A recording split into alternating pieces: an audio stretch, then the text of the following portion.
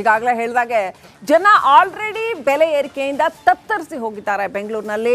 ಈಗ metro price hike ಆಯಿತು, ಈಗ ಆಟೋ ಪ್ರೈಸ್ ಹೈಕ್ ಕೂಡ ಆಗಿದ್ದು, ಈಗ ಈ ದುಬಾರಿ ದುನಿಯಾದಲ್ಲಿ ಇನ್ನೂ ಒಂದು ಶಾಕ್ ಹೊಡೆಯೋ ಚಾನ್ಸಸ್ ಇದೆ ಜನಗಳಿಗೆ. ಏನೆಲ್ಲ ಆಗ್ತಾ ಇದೆ ದುಬಾರಿ ದುನಿಯಾದಲ್ಲಿ, ಡೀಟೇಲ್ಸ್ ಇಲ್ಲಿದೆ.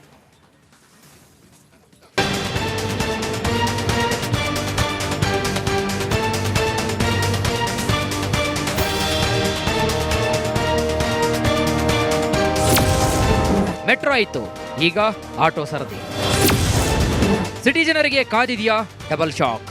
ಸಿಲಿಕಾನ್ ಸಿಟಿಯ ಲೈಫ್ ಲೈನ್ ಎನಿಸಿಕೊಂಡಿರುವಂತಹ ನಮ್ಮ ಮೆಟ್ರೋ ಪ್ರಯಾಣಿಕರಿಗೆ ಬಿಎಂಆರ್ಸಿಎಲ್ ದರ ಏರಿಕೆಯ ಬರಿಯನ್ನ ಎಳೆದಿದೆ. ಫೆಬ್ರವರಿ 9ರಿಂದ ಜಾರಿಗೆ ಬರುವಂತೆ ಮೆಟ್ರೋ ಟಿಕೆಟ್ ದರವನ್ನು 5% ಹೆಚ್ಚಳ ಮಾಡಿದೆ.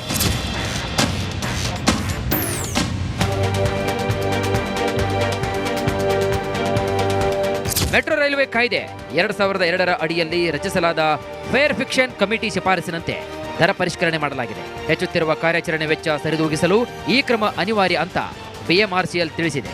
ಕಳೆದ 7.5 ವರ್ಷಗಳ ನಂತರ ಮೊದಲ ಬಾರಿಗೆ ಈ ದರ ಪರಿಷ್ಕರಣೆ ಮಾಡಲಾಗಿದ್ದು, ಭವಿಷ್ಯದಲ್ಲಿ ಒಮ್ಮಿಂದೊಮ್ಮೆಗೆ ದರ ಏರಿಕೆ ಮಾಡುವುದನ್ನು ತಪ್ಪಿಸಲು ಪ್ರತಿ ವರ್ಷ ಸ್ವಯಂಚಾಲಿತ ದರ ಪರಿಷ್ಕರಣೆಗೆ ನಿರ್ಧರಿಸಲಾಗಿದೆ. ಮೆಟ್ರೋ ಪ್ರಯಾಣ ದುಬಾರಿ. 2 ಕಿಲೋಮೀಟರ್ ಒಳಗಿನ ಪ್ರಯಾಣಕ್ಕೆ ಇನ್ಮುಂದೆ 10ರ ಬದಲು 11 ರೂಪಾಯಿಗೆ ಏರಿಕೆ ಮಾಡಲಾಗಿದೆ. 2ರಿಂದ 4 ಕಿಲೋಮೀಟರ್ ಪ್ರಯಾಣ 20ರ ಬದಲು 21 ರೂಪಾಯಿ ಆಗುತ್ತೆ. 4ರಿಂದ 6 ಕಿಲೋಮೀಟರ್ ಮಧ್ಯದ ಪ್ರಯಾಣಕ್ಕೆ 30 ರೂಪಾಯಿ ಕೊಡಬೇಕಿತ್ತು, ಈಗ 32 ರೂಪಾಯಿ ಕೊಡಬೇಕು. 6ರಿಂದ 8 ಕಿಲೋಮೀಟರ್ ಪ್ರಯಾಣಕ್ಕೂ 2 ರೂಪಾಯಿ ಸೇರಿಸಿ 42 ರೂಪಾಯಿ ನೀಡಬೇಕು. ಇನ್ನು 8ರಿಂದ 10 ಕಿಲೋಮೀಟರ್ ಪ್ರಯಾಣಕ್ಕೀಗ 53 ರೂಪಾಯಿ. 10ರಿಂದ 15 ಕಿಲೋಮೀಟರ್ ಪ್ರಯಾಣಕ್ಕೆ 63 ರೂಪಾಯಿ ನೀಡಬೇಕು. 15ರಿಂದ 20 ಕಿಲೋಮೀಟರ್ ಪ್ರಯಾಣಕ್ಕೆ 74 ರೂಪಾಯಿ. 20ರಿಂದ 25 ಕಿಲೋಮೀಟರ್ ಪ್ರಯಾಣಕ್ಕೆ 84 ರೂಪಾಯಿ. 25 ಕಿಲೋಮೀಟರ್ಗಿಂತ ಹೆಚ್ಚಿನ ಪ್ರಯಾಣಕ್ಕೆ 95 ರೂಪಾಯಿ ಕೊಡಬೇಕು. ಬರೋ ಸಂಬಳವನ್ನೆಲ್ಲ ಮೆಟ್ರೋಗೆ ಕೊಡಬೇಕಾ? ಈಗ ಕೆಲವರೆಲ್ಲ ಮಾಧ್ಯಮ ವರ್ಗದವರು ಮೆಟ್ರೋನ ಯೂಸ್ ಮಾಡ್ತಾ ಇದ್ದಾರೆ. ಇದು ಹೈಕ್ ಮಾಡಿದ್ರೆ ತುಂಬ ಪ್ರಾಬ್ಲಮ್ ಆಗುತ್ತೆ. ಬರೋ ಸ್ಯಾಲ್ರಿ ಎಲ್ಲ ಮೆಟ್ರೋಗೆ ಕೊಡಬೇಕಾಗತ್ತೆ ಅಷ್ಟೇ. ಸರಿಗ ಒಂದು ಕಡೆಯಲ್ಲಿ 5% ಹೈಕ್ ಮಾಡುವಂಥದ್ದು, ಮತ್ತೊಂದು ಕಡೆಯಲ್ಲಿ ಮೆಟ್ರೋ ದಿನನಿತ್ಯ ಬಳಸ್ತಾ ಇರ್ತೀರ, ನಿಮಗೆ ಒಂದು ತಿಂಗಳಿಗೆ ಎಷ್ಟು ಹೊರೆ ಆಗಬಹುದು ಅಂತ? 5% ಅಂದರೆ ಅಲ್ಲಿಗೆ ತುಂಬಾ ಇದಾಯಿತು. ಆ್ಯಕ್ಚುಲಿ ಈಗ ಇರೋದೇ ಜಾಸ್ತಿ, ಈಗ ಅದರಲ್ಲಿ ಇರೋದನ್ನೇ ಕಮ್ಮಿ ಮಾಡಬೇಕು ಅಂತ ನಾನು ಇಷ್ಟು ಮಾಡ್ತೀನಿ ಅಷ್ಟೇ. ಮೆಟ್ರೋ ಪ್ರಯಾಣ ದರ ಇಳಿಸಿದ್ರೆ ಚೆನ್ನಾಗಿರ್ತಿತ್ತು. ಆ್ಯಕ್ಚುಲಿ ಇದು ಹೈಕ್ ಬಂದು ತುಂಬ ಕಷ್ಟ ಆಗುತ್ತೆ. ನಾವು ಡೈಲಿ ಬರ್ತೀವಿ, ಅದು ಹೈಕ್ ಮಾಡಿದರೆ ಇವಾಗ ಫುಲ್ಲು ಬಜೆಟ್ನಲ್ಲಿ ಫುಲ್ಲು ಟ್ಯಾಕ್ಸ್ ಎಲ್ಲ ಇದು ಮಾಡಿದ್ದಾರೆ. ಮೆಟ್ರೋ ಹೈಕ್ ಮಾಡಿದರೆ ನಮಗೆ ಕಷ್ಟ ಆಗುತ್ತೆ. ಅದು ಗೌರ್ಮೆಂಟು ರೆಡ್ಯೂಸ್ ಮಾಡಿದರೆ ಪೀಪಲ್ಸ್ಗೆ ಹೆಲ್ಪ್ ಆಗುತ್ತೆ. ಹೈಕ್ ಬೇಡ, ಈ ಸೇಮ್ ರೇಟು ಸ್ವಲ್ಪ ಕಡಿಮೆ ಮಾಡಿದರೆ ಚೆನ್ನಾಗಿರುತ್ತೆ. ಸಿಟಿ ಮಂದಿಗೆ ಹೆಚ್ಚಾಗಲಿದೆ ಆಟೋ ದರ. ಮೆಟ್ರೋ ದರ ಏರಿಕೆ ಬೆನ್ನಲ್ಲೇ ಆಟೋ ಸಂಘಗಳು ನಮಗೂ ವರ್ಷಕ್ಕೆ 5 ರೂಪಾಯಿ ದರ ನಿಗದಿ ಮಾಡಿ ಅಂತ ಸರ್ಕಾರಕ್ಕೆ ಮನವಿ ಮಾಡಿದ್ದಾರೆ. ಹೀಗಾಗಿ ದರ ನಿಗದಿ ಪ್ರಾಧಿಕಾರ ಆಯಿತು ಅಂದ್ರೆ ದರ ಏರಿಕೆ ಬೇಡಿಕೆ ಇಡಲಿದ್ದೇವೆ ಅಂತಿರುವ ಸಂಘಟನೆಗಳು ತಿಳಿಸಿವೆ. ಬೆಂಗಳೂರು ನಗರ ದೊಡ್ಡ ನಗರ ಆಗಿದೆ, ಚಾಲಕರು ಬದುಕೋದು ಕಷ್ಟ ಆಗಿದೆ.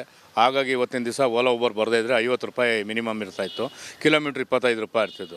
ಬಹುತೇಕ ಇದನ್ನು ನಮ್ಮ ಸಾರಿಗೆ ಪ್ರಾಧಿಕಾರ ಅಂದರೆ RTA ರೀಜನಲ್ ಪ್ರಾದೇಶಿಕ ಸಾರಿಗೆ ಪ್ರಾಧಿಕಾರ ಅಧಿಕಾರಿಗಳು ಸರಿಯಾದ ಆಟೋ ಚಾಲಕರನ್ನ ಬೇಡಿಕೆಯನ್ನು ಕಡೆಗಣಿಸಿದೆ. ಅವರ ಕಡೆಗಣಿಸಿದರೆ ನಮಗೆ ಬೇಕಾಬಿಟ್ಟಿಯಾಗಿ ನಮಗೆ ದರ ನೀಡಿರೋದ್ರಿಂದ ಚಾಲಕರು ಇವತ್ತು ಬದುಕೋದು ತುಂಬ ಕಷ್ಟ ಆಗ್ತಾಯಿದೆ. ಸೊ ಹಾಗಾಗಿ ನಾವು ಈ STA ಬಂದ ಮೇಲೆ ನಂತರ ಎಲ್ಲ ಚಾಲಕ ಸಂಘಟನೆ ಒಗ್ಗೂಡಿ ಇದರ ಬಗ್ಗೆ ಪುನಃ ಪರಿಶೀಲಿಸಿ ನಮಗೆ ಬರುವ ಜನವರಿ ಅಷ್ಟರಲ್ಲಿ ಅದನ್ನು ಹೊಸದಾಗಿ ದರವನ್ನು ಫಿಕ್ಸ್ ಮಾಡೋದಕ್ಕೆ ನಾವು ಒತ್ತಡ ಹಾಕ್ತೀವಿ. ಜನರಿಗೆ ಮೇಲಿಂದ ಮೇಲೆ ಈ ರೀತಿಯ ದರದ ಬರೆ ಬೀಳ್ತಾ ಇದ್ದು, ಇದಕ್ಕೆ ಕಡಿವಾಣ ಹಾಕೋರು ಯಾರು ಸ್ವಾಮಿ ಅಂತ ಜನ ಆಕ್ರೋಶವನ್ನು ವ್ಯಕ್ತಪಡಿಸ್ತಾ ಇದ್ದಾರೆ. Bureau report, republic Kannada. Right, ಈ ಬಗ್ಗೆ ಇನ್ನಷ್ಟು ಮಾಹಿತಿನ ಪಡ್ಕೊಳ್ಳೋಣ. ನಮ್ಮ ಪ್ರತಿನಿಧಿ ಚರಣ್ ಲೈವ್ ಕನೆಕ್ಟ್ ಆಗಿದ್ದಾರೆ. ಚರಣ್, ಆಲ್ರೆಡಿ ಬೆಂಗಳೂರಲ್ಲಿ ಕಾಸ್ಟ್ ಆಫ್ ಲಿವಿಂಗ್ ತುಂಬಾನೇ ಜಾಸ್ತಿ ಇದೆ. ನಮ್ಮ ಭಾರತದ ಬೇರೆ ಸಿಟಿಗಳಿಗೆ ಹೋಲಿಸಿದ್ರೆ ಬೆಂಗಳೂರಲ್ಲಿ ಸಿಕ್ಕಾಪಟ್ಟೆ ಜಾಸ್ತಿ ಇದೆ ಬದುಕುವ ದರ. ಇಲ್ಲಿ ಈಗ ಮೆಟ್ರೋ ಆಯಿತು, ಆಮೇಲೆ BWSSB ಆಯಿತು, ಹಾಗೆಯೇ ಈಗ ಆಟೋ ದರ, ಎಲೆಕ್ಟ್ರಿಸಿಟಿ ಮೊದಲೇ ಜಾಸ್ತಿ ಇದೆ, ಇನ್ನು ಆಟೋ ದರವೂ ಕೂಡ ಜಾಸ್ತಿ ಆಗತ್ತೆ ಅಂತ ಜನಗಳಿಗೆ ಬರೆ ಮೇಲೆ ಬರೆ ಅಲ್ವಾ ಇದು? ಏನಿದೆ, ಎಷ್ಟು ರೂಪಾಯಿ ಜಾಸ್ತಿ ಮಾಡಕ್ಕೆ ಹೊರಟಿದ್ದಾರೆ, ಇದಕ್ಕೆ ಪ್ರಾಧಿಕಾರ ರಚನೆ ಮಾಡ್ತಾರಂತ, ಏನೆಲ್ಲ ಡೀಟೇಲ್ಸ್ ಇದೆ ಚರಣ್? ಅಂತ ಹೇಳಿದ್ರೇನೆ ಕಾಸ್ಟ್ಲೆಸ್ಟ್ ಸಿಟಿ ಅನ್ನುವಂತಹ ಒಂದು ಹೆಗ್ಗಳಿಕೆಯನ್ನ ಪಡೆದುಕೊಳ್ತಾ ಇದೆ. ಪ್ರಮುಖವಾಗಿ ಈ ಒಂದು ಸಿಟಿ ಕಾಸ್ಟ್ಲೆಸ್ಟ್ ಸಿಟಿ ಅನ್ನುವಂತ ಹೆಗ್ಗಳಿಕೆಯನ್ನ ಪಡ್ಕೊಂಡ್ರೆ, ಮತ್ತೊಂದು ಕಡೆಯಲ್ಲಿ ಜನ ಯಾಕಾದ್ರೂ ಈ ಸಿಟಿಲಿ ಬದುಕೋದು ಹೇಗಪ್ಪ ಅಂತ ಹೇಳಿ ಅನ್ನುವಂತಹ ಪರಿಸ್ಥಿತಿ ನಿರ್ಮಾಣ ಆಗಿದೆ. ಯಾಕಂತ ಹೇಳಿದ್ರೆ ಪ್ರಮುಖವಾಗಿ ಬೆಂಗಳೂರಿನಲ್ಲಿ ಬದುಕೋದೇ ಬಹಳ ಕಷ್ಟ ಆಗ್ತಾ ಇದೆ. ಯಾಕಂತ ಹೇಳಿದ್ರೆ ದಿನದಿಂದ ದಿನಕ್ಕೆ ಒಂದಲ್ಲ ಒಂದು ವಸ್ತುಗಳ ದರ ಏರಿಕೆ ಆಗ್ತಾನೆ ಇರುತ್ತೆ. ಅದರಂತೆ ಸದ್ಯ ಇದೀಗ ಮೆಟ್ರೋ ದರ ಏರಿಕೆ ಆಗಿರುವಂತದ್ದು. ಫೆಬ್ರವರಿ ಒಂದು ನೂತನ ದರ ಜಾರಿಗೆ ಬರುತ್ತೆ ಅಂತ ಹೇಳಿದ್ರೆ 2025 ಫೆಬ್ರವರಿ 9ನೇ ತಾರೀಕು ಏನು 70% ದರವನ್ನ ಏರಿಕೆ ಮಾಡಿದ್ರು. ಅದಾದ ಬಳಿಕ 1 ವರ್ಷದ ಬಳಿಕ ಈಗ ಮತ್ತೆ 5% ಏರಿಕೆಯನ್ನ ಮಾಡ್ಲಿಕ್ಕೆ BMRCL ಹೊರಟಿರುವಂತದ್ದು. BMRCL ಯಾವಾಗ ಈ ಒಂದು ನಿರ್ಧಾರವನ್ನ ತೆಗೆದುಕೊಳ್ಳುತ್ತೋ, ದರ ಏರಿಕೆಯನ್ನ ಮಾಡ್ಲಿಕ್ಕೆ ಅಧಿಕೃತವಾಗಿ ಆದೇಶವನ್ನ ಹೊರಡಿಸುತ್ತೋ, ಈ ಮಧ್ಯೆ ಅನೇಕ ಇಲಾಖೆಗಳು ದರ ಏರಿಕೆಯ ಆಲ್ ರೈಟ್, ಸಂಪರ್ಕ ಸಾಧ್ಯ ಆಗ್ತಾ ಇಲ್ಲ. ಥ್ಯಾಂಕ್ ಯು ಚರಣ್ ಡೀಟೇಲ್ಸ್ಗಾಗಿ. ಬೆಂಗಳೂರು ದುಬಾರಿ ದುನಿಯಾದಲ್ಲಿ ಮತ್ತಷ್ಟು ದುಬಾರಿ ಆಗ್ತಾ ಇದೆ. ಬೆಂಗಳೂರಿನಲ್ಲಿ ಮೊದಲೇ ನಾನು ಈಗಾಗಲೇ ಹೇಳ್ತಾ ಇದ್ದ ಹಾಗೆ ಕಾಸ್ಟ್ ಆಫ್ ಲಿವಿಂಗ್ ಜಾಸ್ತಿ, ಅಂಥದ್ರಲ್ಲಿ ಇದೀಗ ಮೆಟ್ರೋ ರೇಟ್ 5% ಜಾಸ್ತಿ ಆಗುತ್ತೆ, 5% ಜಾಸ್ತಿ ಆಗುತ್ತೆ.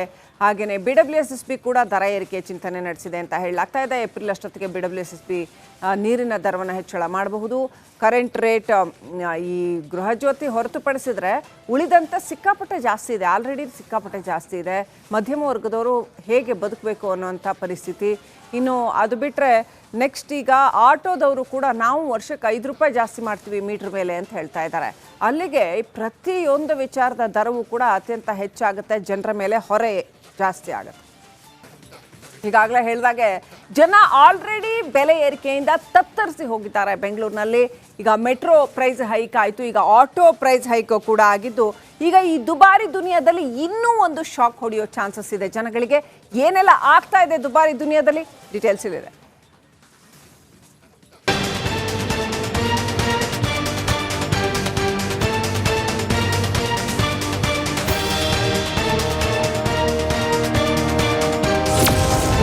ಮೆಟ್ರೋ ಆಯಿತು, ಈಗ ಆಟೋ ಸರದಿ. ಸಿಟಿ ಜನರಿಗೆ ಕಾದಿದೆಯಾ ಡಬಲ್ ಶಾಕ್? ಸಿಲಿಕಾನ್ ಸಿಟಿಯ ಲೈಫ್ ಲೈನ್ ಎನಿಸಿಕೊಂಡಿರುವಂತಹ ನಮ್ಮ ಮೆಟ್ರೋ ಪ್ರಯಾಣಿಕರಿಗೆ BMRCL ದರ ಏರಿಕೆಯ ಬರಿಯನ್ನ ಎಳೆದಿದೆ.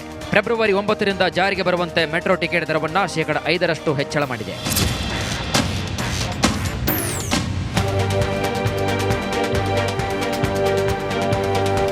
ಮೆಟ್ರೋ ರೈಲ್ವೆ ಕಾಯ್ದೆ 2002ರ ಅಡಿಯಲ್ಲಿ ರಚಿಸಲಾದ ಫೇರ್ ಫಿಕ್ಷನ್ ಕಮಿಟಿ ಶಿಫಾರಸಿನಂತೆ ದರ ಪರಿಷ್ಕರಣೆ ಮಾಡಲಾಗಿದೆ. ಹೆಚ್ಚುತ್ತಿರುವ ಕಾರ್ಯಾಚರಣೆ ವೆಚ್ಚ ಸರಿದೂಗಿಸಲು ಈ ಕ್ರಮ ಅನಿವಾರ್ಯ ಅಂತ BMRCL ತಿಳಿಸಿದೆ. ಕಳೆದ 7.5 ವರ್ಷಗಳ ನಂತರ ಮೊದಲ ಬಾರಿಗೆ ಈ ದರ ಪರಿಷ್ಕರಣೆ ಮಾಡಲಾಗಿದ್ದು, ಭವಿಷ್ಯದಲ್ಲಿ ಒಮ್ಮಿಂದೊಮ್ಮೆಗೆ ದರ ಏರಿಕೆ ಮಾಡುವುದನ್ನು ತಪ್ಪಿಸಲು ಪ್ರತಿ ವರ್ಷ ಸ್ವಯಂಚಾಲಿತ ದರ ಪರಿಷ್ಕರಣೆಗೆ ನಿರ್ಧರಿಸಲಾಗಿದೆ. ಮೆಟ್ರೋ ಪ್ರಯಾಣ ದುಬಾರಿ. 2 ಕಿಲೋಮೀಟರ್ ಒಳಗಿನ ಪ್ರಯಾಣಕ್ಕೆ ಇನ್ಮುಂದೆ 10ರ ಬದಲು 11 ರೂಪಾಯಿಗೆ ಏರಿಕೆ ಮಾಡಲಾಗಿದೆ. 2 ರಿಂದ 4 ಕಿಲೋಮೀಟರ್ ಪ್ರಯಾಣ 20ರ ಬದಲು 21 ರೂಪಾಯಿ ಆಗುತ್ತೆ. 4 ರಿಂದ 6 ಕಿಲೋಮೀಟರ್ ಮಧ್ಯದ ಪ್ರಯಾಣಕ್ಕೆ 30 ರೂಪಾಯಿ ಕೊಡಬೇಕಿತ್ತು, ಈಗ 32 ರೂಪಾಯಿ ಕೊಡಬೇಕು. 6 ರಿಂದ 8 ಕಿಲೋಮೀಟರ್ ಪ್ರಯಾಣಕ್ಕೂ 2 ರೂಪಾಯಿ ಸೇರಿಸಿ 42 ರೂಪಾಯಿ ನೀಡಬೇಕು. ಇನ್ನು 8 ರಿಂದ 10 ಕಿಲೋಮೀಟರ್ ಪ್ರಯಾಣಕ್ಕೀಗ 53 ರೂಪಾಯಿ. 10 ರಿಂದ 15 ಕಿಲೋಮೀಟರ್ ಪ್ರಯಾಣಕ್ಕೆ 63 ರೂಪಾಯಿ ನೀಡಬೇಕು. 15 ರಿಂದ 20 ಕಿಲೋಮೀಟರ್ ಪ್ರಯಾಣಕ್ಕೆ 74 ರೂಪಾಯಿ. 20 ರಿಂದ 25 ಕಿಲೋಮೀಟರ್ ಪ್ರಯಾಣಕ್ಕೆ 84 ರೂಪಾಯಿ. 25 ಕಿಲೋಮೀಟರ್ಗಿಂತ ಹೆಚ್ಚಿನ ಪ್ರಯಾಣಕ್ಕೆ 95 ರೂಪಾಯಿ ಕೊಡಬೇಕು. ಬರೋ ಸಂಬಳವನ್ನೆಲ್ಲ ಮೆಟ್ರೋಗೆ ಕೊಡಬೇಕಾ? ಈಗ ಕೆಲವರೆಲ್ಲ ಮಾಧ್ಯಮ ವರ್ಗದವರು ಮೆಟ್ರೋನ ಯೂಸ್ ಮಾಡ್ತಾ ಇದ್ದಾರೆ. ಇದು ಹೈಕ್ ಮಾಡಿದ್ರೆ ತುಂಬ ಪ್ರಾಬ್ಲಮ್ ಆಗುತ್ತೆ. ಬರೋ ಸ್ಯಾಲ್ರಿ ಎಲ್ಲ ಮೆಟ್ರೋಗೆ ಕೊಡಬೇಕಾಗತ್ತೆ ಅಷ್ಟೇ. ಸರ್, ಈಗ ಒಂದು ಕಡೆಯಲ್ಲಿ 5% ಹೈಕ್ ಮಾಡುವಂಥದ್ದು, ಮತ್ತೊಂದು ಕಡೆಯಲ್ಲಿ ಮೆಟ್ರೋ ದಿನನಿತ್ಯ ಬಳಸ್ತಾ ಇರ್ತೀರ, ನಿಮಗೆ ಒಂದು ತಿಂಗಳಿಗೆ ಎಷ್ಟು ಹೊರೆ ಆಗಬಹುದು ಅಂತ? 5% ಅಂದರೆ ಅಲ್ಲಿಗೆ ತುಂಬಾ ಇದಾಯಿತು. ಆ್ಯಕ್ಚುಲಿ ಈಗ ಇರೋದೇ ಜಾಸ್ತಿ, ಈಗ ಅದರಲ್ಲಿ ಇರೋದನ್ನೇ ಕಮ್ಮಿ ಮಾಡಬೇಕು ಅಂತ ನಾನು ಇಷ್ಟು ಮಾಡ್ತೀನಿ ಅಷ್ಟೇ. ಮೆಟ್ರೋ ಪ್ರಯಾಣ ದರ ಇಳಿಸಿದ್ರೆ ಚೆನ್ನಾಗಿರ್ತಿತ್ತು. ಆ್ಯಕ್ಚುಲಿ ಇದು ಹೈಕ್ ಬಂದು ತುಂಬ ಕಷ್ಟ ಆಗುತ್ತೆ. ನಾವು ಡೈಲಿ ಬರ್ತೀವಿ, ಅದು ಹೈಕ್ ಮಾಡಿದರೆ ಇವಾಗ ಫುಲ್ಲು ಬಜೆಟ್ನಲ್ಲಿ ಫುಲ್ಲು ಟ್ಯಾಕ್ಸ್ ಎಲ್ಲ ಇದು ಮಾಡಿದ್ದಾರೆ. ಮೆಟ್ರೋ ಹೈಕ್ ಮಾಡಿದರೆ ನಮಗೆ ಕಷ್ಟ ಆಗುತ್ತೆ. ಅದು ಗೌರ್ಮೆಂಟು ರೆಡ್ಯೂಸ್ ಮಾಡಿದರೆ ಪೀಪಲ್ಸ್ಗೆ ಹೆಲ್ಪ್ ಆಗುತ್ತೆ. ಹೈಕ್ ಬೇಡ, ಈ ಸೇಮ್ ರೇಟು ಸ್ವಲ್ಪ ಕಡಿಮೆ ಮಾಡಿದರೆ ಚೆನ್ನಾಗಿರುತ್ತೆ. ಸಿಟಿ ಮಂದಿಗೆ ಹೆಚ್ಚಾಗಲಿದೆ ಆಟೋ ದರ. ಮೆಟ್ರೋ ದರ ಏರಿಕೆ ಬೆನ್ನಲ್ಲೇ ಆಟೋ ಸಂಘಗಳು ನಮಗೂ ವರ್ಷಕ್ಕೆ 5 ರೂಪಾಯಿ ದರ ನಿಗದಿ ಮಾಡಿ ಅಂತ ಸರ್ಕಾರಕ್ಕೆ ಮನವಿ ಮಾಡಿದ್ದಾರೆ. ಹೀಗಾಗಿ ದರ ನಿಗದಿ ಪ್ರಾಧಿಕಾರ ಆಯಿತು ಅಂದ್ರೆ ದರ ಏರಿಕೆ ಬೇಡಿಕೆ ಇಡಲಿದ್ದೇವೆ ಅಂತಿರುವ ಸಂಘಟನೆಗಳು ತಿಳಿಸಿವೆ. ಬೆಂಗಳೂರು ನಗರ ದೊಡ್ಡ ನಗರ ಆಗಿದೆ, ಚಾಲಕರು ಬದುಕೋದು ಕಷ್ಟ ಆಗಿದೆ. ಹಾಗಾಗಿ ಇವತ್ತಿನ ದಿವಸ ಓಲಾ ಉಬರ್ ಬರದೇ ಇದ್ದರೆ 50 ರೂಪಾಯಿ ಮಿನಿಮಮ್ ಇರ್ತಾಯಿತ್ತು, ಕಿಲೋಮೀಟ್ರ್ 25 ರೂಪಾಯಿ ಇರ್ತಿತ್ತು. ಬಹುತೇಕ ಇದನ್ನು ನಮ್ಮ ಸಾರಿಗೆ ಪ್ರಾಧಿಕಾರ ಅಂದರೆ RTA ರೀಜನಲ್ ಪ್ರಾದೇಶಿಕ ಸಾರಿಗೆ ಪ್ರಾಧಿಕಾರ ಅಧಿಕಾರಿಗಳು ಸರಿಯಾದ ಆಟೋ ಚಾಲಕರನ್ನು ಬೇಡಿಕೆಯನ್ನು ಕಡೆಗಣಿಸಿದೆ. ಅವರ ಕಡೆಗಣಿಸಿದರೆ ನಮಗೆ ಬೇಕಾಬಿಟ್ಟಿಯಾಗಿ ನಮಗೆ ದರ ನೀಡಿರೋದ್ರಿಂದ ಚಾಲಕರು ಇವತ್ತು ಬದುಕೋದು ತುಂಬ ಕಷ್ಟ ಆಗ್ತಾಯಿದೆ. ಸೊ ಹಾಗಾಗಿ ನಾವು ಈ STA ಬಂದ ಮೇಲೆ ನಂತರ ಎಲ್ಲ ಚಾಲಕ ಸಂಘಟನೆ ಒಗ್ಗೂಡಿ ಇದರ ಬಗ್ಗೆ ಪುನಃ ಪರಿಶೀಲಿಸಿ ನಮಗೆ ಬರುವ ಜನವರಿ ಅಷ್ಟರಲ್ಲಿ ಅದನ್ನು ಹೊಸದಾಗಿ ದರವನ್ನು ಫಿಕ್ಸ್ ಮಾಡೋದಕ್ಕೆ ನಾವು ಒತ್ತಡ ಹಾಕ್ತೀವಿ. ಜನರಿಗೆ ಮೇಲಿಂದ ಮೇಲೆ ಈ ರೀತಿಯ ದರದ ಬರೆ ಬೀಳ್ತಾ ಇದ್ದು ಇದಕ್ಕೆ ಕಡಿವಾಣ ಹಾಕೋರು ಯಾರು ಸ್ವಾಮಿ ಅಂತ ಜನ ಆಕ್ರೋಶವನ್ನು ವ್ಯಕ್ತಪಡಿಸ್ತಾ ಇದ್ದಾರೆ. Bureau report, republic Kannada. Right, ಈ ಬಗ್ಗೆ ಇನ್ನಷ್ಟು ಮಾಹಿತಿನ ಪಡ್ಕೊಳ್ಳೋಣ. ನಮ್ಮ ಪ್ರತಿನಿಧಿ ಚರಣ್ ಲೈವ್ ಕನೆಕ್ಟ್ ಆಗಿದ್ದಾರೆ. ಚರಣ್, ಆಲ್ರೆಡಿ ಬೆಂಗಳೂರಲ್ಲಿ ಕಾಸ್ಟ್ ಆಫ್ ಲಿವಿಂಗ್ ತುಂಬಾನೇ ಜಾಸ್ತಿ ಇದೆ. ನಮ್ಮ ಭಾರತದ ಬೇರೆ ಸಿಟಿಗಳಿಗೆ ಹೋಲಿಸಿದ್ರೆ ಬೆಂಗಳೂರಲ್ಲಿ ಸಿಕ್ಕಾಪಟ್ಟೆ ಜಾಸ್ತಿ ಇದೆ ಬದುಕುವ ದರ. ಇಲ್ಲಿ ಈಗ ಮೆಟ್ರೋ ಆಯಿತು, ಆಮೇಲೆ BWSSB ಆಯಿತು, ಹಾಗೆಯೇ ಈಗ ಆಟೋ ದರ, ಎಲೆಕ್ಟ್ರಿಸಿಟಿ ಮೊದಲೇ ಜಾಸ್ತಿ ಇದೆ, ಇನ್ನು ಆಟೋ ದರವೂ ಕೂಡ ಜಾಸ್ತಿ ಆಗತ್ತೆ ಅಂತ ಜನಗಳಿಗೆ ಬರೆ ಮೇಲೆ ಬರೆ ಅಲ್ವಾ ಇದು? ಏನಿದೆ, ಎಷ್ಟು ರೂಪಾಯಿ ಜಾಸ್ತಿ ಮಾಡಕ್ಕೆ ಹೊರಟಿದ್ದಾರೆ, ಇದಕ್ಕೆ ಪ್ರಾಧಿಕಾರ ರಚನೆ ಮಾಡ್ತಾರಂತ, ಏನೆಲ್ಲ ಡೀಟೇಲ್ಸ್ ಇದೆ ಚರಣ್? ಅಂತ ಹೇಳಿದ್ರೇನೆ ಕಾಸ್ಟ್ಲೆಸ್ಟ್ ಸಿಟಿ ಅನ್ನುವಂತಹ ಒಂದು ಹೆಗ್ಗಳಿಕೆಯನ್ನ ಪಡೆದುಕೊಳ್ತಾ ಇದೆ. ಪ್ರಮುಖವಾಗಿ ಈ ಒಂದು ಸಿಟಿ ಕಾಸ್ಟ್ಲೆಸ್ಟ್ ಸಿಟಿ ಅನ್ನುವಂತ ಹೆಗ್ಗಳಿಕೆಯನ್ನ ಪಡ್ಕೊಂಡ್ರೆ ಮತ್ತೊಂದು ಕಡೆಯಲ್ಲಿ ಜನ ಯಾಕಾದ್ರೂ ಈ ಸಿಟಿಲಿ ಬದುಕೋದು ಹೇಗಪ್ಪ ಅಂತ ಹೇಳಿ ಅನ್ನುವಂತಹ ಪರಿಸ್ಥಿತಿ ನಿರ್ಮಾಣ ಆಗಿದೆ. ಯಾಕಂತ ಹೇಳಿದ್ರೆ ಪ್ರಮುಖವಾಗಿ ಬೆಂಗಳೂರಿನಲ್ಲಿ ಬದುಕೋದೇ ಬಹಳ ಕಷ್ಟ ಆಗ್ತಾ ಇದೆ. ಯಾಕಂತ ಹೇಳಿದ್ರೆ ದಿನದಿಂದ ದಿನಕ್ಕೆ ಒಂದಲ್ಲ ಒಂದು ವಸ್ತುಗಳ ದರ ಏರಿಕೆ ಆಗ್ತಾನೆ ಇರುತ್ತೆ. ಅದರಂತೆ ಸದ್ಯ ಇದೀಗ ಮೆಟ್ರೋ ದರ ಏರಿಕೆ ಆಗಿರುವಂತದ್ದು. ಫೆಬ್ರವರಿ ಒಂದು ನೂತನ ದರ ಜಾರಿಗೆ ಬರುತ್ತೆ ಅಂತ ಹೇಳಿದ್ರೆ 2025 ಫೆಬ್ರವರಿ 9ನೇ ತಾರೀಕು ಏನು 70% ದರವನ್ನ ಏರಿಕೆ ಮಾಡಿದ್ರು. ಅದಾದ ಬಳಿಕ 1 ವರ್ಷದ ಬಳಿಕ ಈಗ ಮತ್ತೆ 5% ಏರಿಕೆಯನ್ನ ಮಾಡ್ಲಿಕ್ಕೆ BMRCL ಹೊರಟಿರುವಂತದ್ದು. BMRCL ಯಾವಾಗ ಈ ಒಂದು ನಿರ್ಧಾರವನ್ನ ತೆಗೆದುಕೊಳ್ಳುತ್ತೋ, ದರ ಏರಿಕೆಯನ್ನ ಮಾಡ್ಲಿಕ್ಕೆ ಅಧಿಕೃತವಾಗಿ ಆದೇಶವನ್ನ ಹೊರಡಿಸುತ್ತೋ, ಈ ಮಧ್ಯೆ ಅನೇಕ ಇಲಾಖೆಗಳು ದರ ಏರಿಕೆಯ ಆಲ್ ರೈಟ್, ಸಂಪರ್ಕ ಸಾಧ್ಯ ಆಗ್ತಾ ಇಲ್ಲ. ಥ್ಯಾಂಕ್ ಯು ಚರಣ್ ಡೀಟೇಲ್ಸ್ಗಾಗಿ. ಬೆಂಗಳೂರು ದುಬಾರಿ ದುನಿಯಾದಲ್ಲಿ ಮತ್ತಷ್ಟು ದುಬಾರಿ ಆಗ್ತಾ ಇದೆ. ಬೆಂಗಳೂರಿನಲ್ಲಿ ಮೊದಲೇ ನಾನೀಗಾಗಲೇ ಹೇಳ್ತಾ ಇದ್ದ ಹಾಗೆ ಕಾಸ್ಟ್ ಆಫ್ ಲಿವಿಂಗ್ ಜಾಸ್ತಿ, ಅಂಥದ್ರಲ್ಲಿ ಇದೀಗ ಮೆಟ್ರೋ ರೇಟ್ 5% ಜಾಸ್ತಿ ಆಗುತ್ತೆ, 5% ಜಾಸ್ತಿ ಆಗುತ್ತೆ.